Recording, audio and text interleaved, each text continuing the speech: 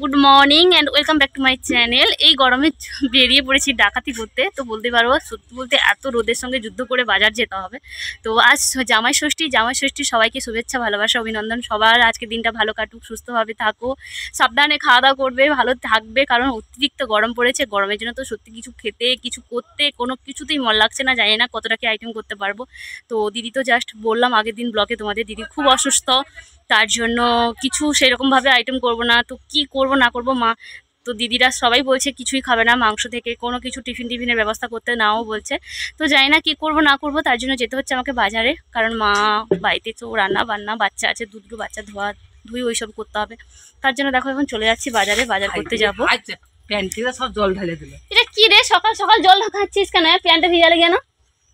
তো মা ওইদিকে বের করে দিয়েছে সাইকেল, তো সাইকেল নিয়ে যাবো এখন বাজারে বাজার করতে। পাম আছে নাকি? আগে পাম করো, তোমাকে নিয়ে যাবো না? আমার ব্যাগ নিয়েছি, চিকেন আনবো ভাবছি। তাতানের জন্য, দিদির জন্য একটু জিরে ঝোল করে দেওয়া হবে, আমাদের জন্য কি হয়। তো চলো সবটাই দেখতে থাকো, আজকে ব্লগের মাধ্যমে দেখাবো। বাজার আসার কোনো প্রকারে ইচ্ছেই ছিল না, তো বিছানায় শুয়ে কাটিয়ে দিয়েছি 9:30 পর্যন্ত এত রোদ্দুরের মধ্যে। তারপরে বেরিয়ে পড়েছি বাজারের মধ্যে, এসে কিন্তু এক গ্লাস আখের রস খেলাম। তারপর প্রত্যেকটা দোকানে অতিরিক্ত ভিড়, কি বলবো বন্ধুরা, প্রত্যেকটা দোকানে মিষ্টির থেকে জামা কাপড়ের থেকে, তারপরে ওই চিকেন দোকানে অতিরিক্ত ভিড়ের কারণে কিন্তু যখন আমি মাংসের দোকান দিকে এলাম তখন অনেকটা ভিড় কমে গেছিল। তার কারণ বেজে গেছে 11টা 10-15, তার জন্য কিন্তু অনেকটাই ফাঁকা ফাঁকা হয়ে গেছে। এত রোদ্দুর কি বলবো।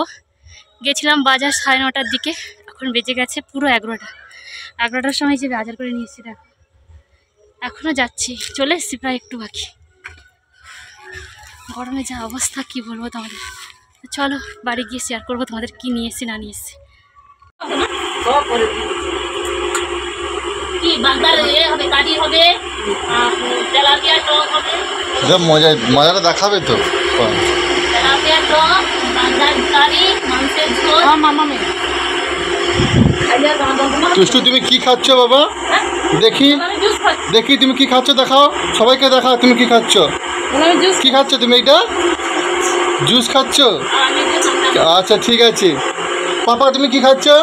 দেখাও, সবাইকে দেখাও তো তুমি কি খাচ্ছ। পাপা তুমি কি খাচ্ছ দেখাও। পাপ্পা পাপ্পা এদিকে এদিকে, তুমি আলুর ছাল খাচ্ছ জামা ষষ্ঠীতে। আর তুমি কি খাচ্ছ? জামাই ষষ্ঠী স্পেশাল ভাজা আর ঠান্ডা ঠান্ডা পান্তা। বাবা বসে আছে এমনি জুস খাচ্ছে। বাবা জুস খাচ্ছে, মাছ দেখো, মাছটা পুরো মাছটা কিছু মাছ দেখো। এটা তেলাপিয়া, দাদার ফেভারিট, আমার দাদার পছন্দের একদম। আর এটা আছে বাগদা, আর আছে চিকেন। সবার প্রথমে যে বাগদা, এই মাছটা তো উঠলে না, এত দাম যাইনি। আমরা বাগদা ভেনামি আছে কিন্তু এটা বাগদা। আরে ওটা আমার অসুখ হয়েছে, ও দূরে বাজারে যেত, ওটা উঠলো, অতদিন আমি পাইনি। জামাই ষষ্ঠী বলেই আসছে স্পেশাল। গরমে কি বানাবো না বানাবো জানি না, নিয়ে তো চলে এসে অনেক কিছু নিয়ে আসা হয়েছে। তো সত্যি বলতে উনুনের পাশে যাওয়া বা বাচ্চা দুটোকে সামলানো, সত্যি গরমে তো কিছুই খেতে ইচ্ছে করছে না। তো দাদা বলেই দিল যে জাস্ট শুধু চিকেনই করো। আর আমরা জুস খাচ্ছিলাম, আর দিদির জন্য নিয়েছিলাম ওআরএস, যেহেতু ওর শরীর খারাপ তার জন্য ওকে একটা ওআরএস এনে দিয়েছিলাম। তো ওআরএস বসে বসে খাচ্ছে, ওইটাতেও আবার ভাগ বসিয়ে দিয়েছে, তাতা না তুতু ভাই বোনে দুজন মিলেই ভাগ বসিয়ে দিয়েছে। আর অতিরিক্ত গরম, ফ্যান চলছে তো শুনতেই পাচ্ছ, সাউন্ড ভালো আসছে না। তো আমি এখন বসে বসে খাচ্ছি দেখো পান্তা।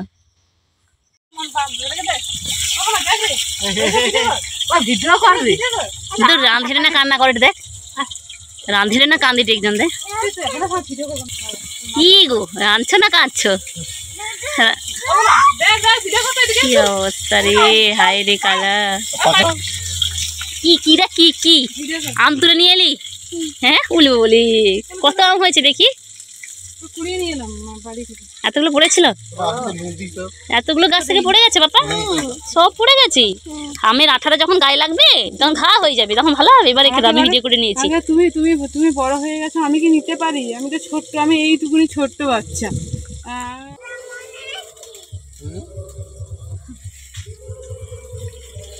তো তো সব কিছুই বের করে নিয়ে যাওয়া হয়েছে। মাছ, চিংড়ি মাছ থেকে তেলাপিয়া মাছ, ভাবলাম হয়তো চিংড়ি মাছের কারি হবে, তেলাপিয়া মাছের টক হবে, আর চিকেন হবে, আর ভাজাভুজি কিছু হবে। দেখতেই পাচ্ছ দাদা এতটাই ঘেমে গেছে, দাদা তো বলছে আমি পারবো না, দিয়ে আলুটা ভাজা করে দিয়ে পালিয়ে এসছে। আমরা তো রান্নার ধারে পাশেও কেউ যাইনি, আর বেজে গেছিলো 11টা সাড়ে 11টা। কোনো কিছু মানে জোগাড় করা ছিল না, সবজিও কাটা ছিল না, লেটও হয়ে গেছে। তার জন্য দাদা বললো শুধু বেগুন ভাজা আর মাংসই করো। আর ফ্রিজের মধ্যে যেহেতু মিষ্টিগুলো নিয়ে এসেছিলাম, এবেলাতে আর জামাই ষষ্ঠী মানে ফোঁটা দেওয়া হবে না, তো ওবেলা তো হবে, সন্ধেবেলা হবে, তার জন্য কিন্তু মানে ফ্রিজের মধ্যে মিষ্টি টিষ্টিগুলো তুলে রেখে দিলাম।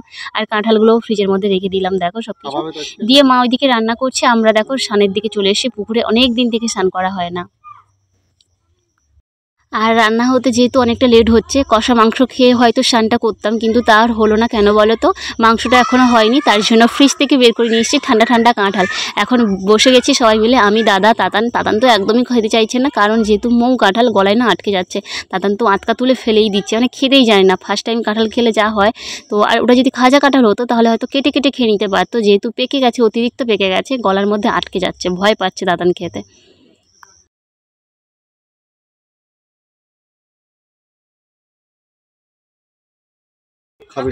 এখন মাংস কষা হয়নি, তার জন্য বসে বসে কাঁঠাল খাচ্ছি।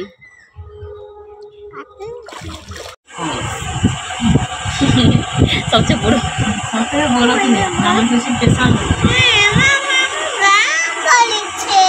হ্যাঁ, আমার দু বোনের ডিউটি হয়েছে ভালো, মানে আগে স্নান করিয়ে ওই দুটো বাচ্চাকে খাওয়াতে পারলে আমরা যারা উদ্ধার পাই। সত্যি এতটাই দুষ্টুমি করে, ভাই বোনে তো খেতেই চায় না। ভাই বোনের ভাতের অবস্থা দেখেছো, মানে খাবার মানে চাহিদাটুকু দেখো। তুতু যে ভাতগুলো মাখাচ্ছে দিদি, ওইগুলোই খেতে চায় না, মানে কোনো কিছু তরকারিই খাবে না। শুধু সাদা ভাত যদি অল্প একটু মুখে নেয় তো নেবে, নাহলে কিন্তু খেতেই চায় না। তোদের আম কোথায়, দই কোথায়? তোদের তো কিচ্ছু নেই দেখছি, শুধু ভাত আর চিকেন। আম কই, দই কই, মিষ্টি কই? তোদের কিছুই নেই, কিছুই দেয়নি তোদেরকে? হ্যাঁ, কিছুই দেয়নি? দই খাবে, দই খাবে, আম খাবে, ও আমও খাবে, কিন্তু কিছুই দেয় না।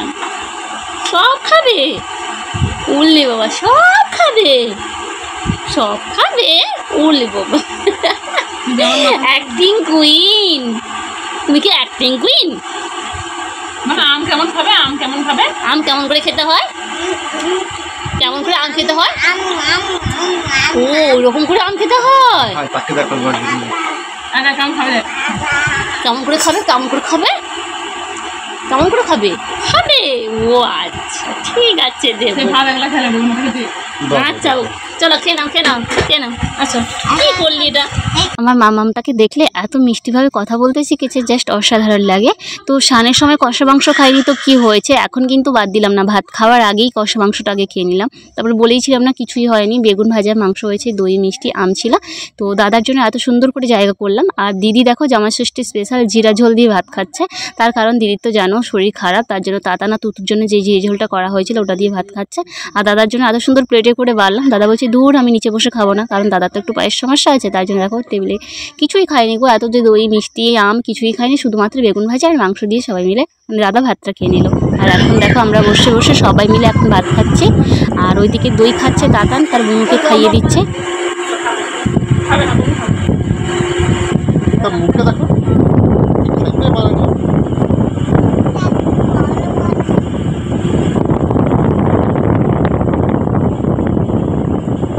মা যেটুকু ভাতটা দেয় প্রত্যেক দিনই ভাতটা আমি নষ্ট করে দিয়ে যাই, মানে ভাত কমিয়ে দিই, মা জোর করে ভাত দিয়ে দেয়, আর প্রত্যেক দিনই ভাত নষ্ট করি। তার জন্য মা তো আমাকে লক্ষ্মী ছাই ছাড়া কথাই বলে না। সত্যি বলতে না, জোর করে খাওয়াবে, একটু খা, এইটুকু খাবি, এইটুকু খাবি, অল্প আরেকটু নিয়ে দিয়ে দেখো কতগুলো ভাত দিয়ে দিয়েছে। আবারও আজকে ভাত নষ্ট করলাম, দিয়ে বকাও শুনলাম মায়ের কাছ থেকে। মা বলবে দই দিয়ে খা, আম দিয়ে খা। সত্যি বলতে দই, আম ওইসব দিয়ে আমরা খেতেই পারি না। তো চিকেন দিয়ে যতটুকু ভাত গেছে, তো দই, মিষ্টি, আম ওগুলো মুখেই খেয়েছি। তো চলো এখন আমরা সবাই মিলে খাওয়া দাওয়া করছি, খাওয়া দাওয়া করে নিই। ওইদিকে দেখো মামামকে তাতান খাইয়ে দিচ্ছে, মিষ্টি, দই ওইসব নিয়ে বসে গেছে। খাবার তো নাম নেই, শুধু ঘেঁটে চটকে কী অবস্থা।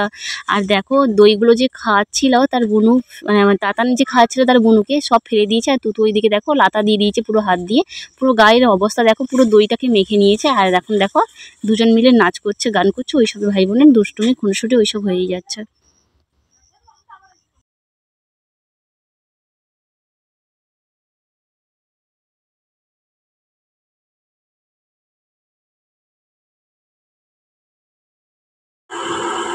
কি অবস্থা হয়েছে রে মামা?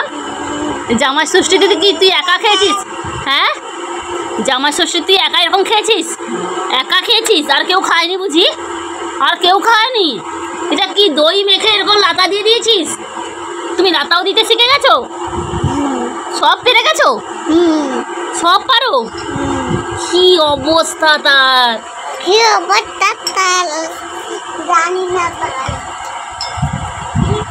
মামা তুমি খেয়েছো? ওই মামা তুমি খেয়েছো? মামা তোমাকে খেতে দিয়েছে? এই মামা খেতে দিয়েছে তোমাকে খেতে দেয়নি? তো দেখলে তো বন্ধুরা, তুতু কিভাবে কত সুন্দর ঘাড় নেড়ে নেড়ে কথা বলতে শিখে গেছে। তো চলো বন্ধুরা, আজকের মতো ব্লগটা আমি এখানেই শেষ করব। সবাই ভালো থেকো, সুস্থ থেকো, আর জামাই ষষ্ঠী কেমন কাটলো অবশ্যই কমেন্টস করে জানিও। তো চলো বন্ধুরা, আজকের মতো বিদায় নিচ্ছি। দেখা হচ্ছে নেক্সট কোনো ব্লগ ভিডিওর সাথে। আজকের মতো টাটা বন্ধুরা।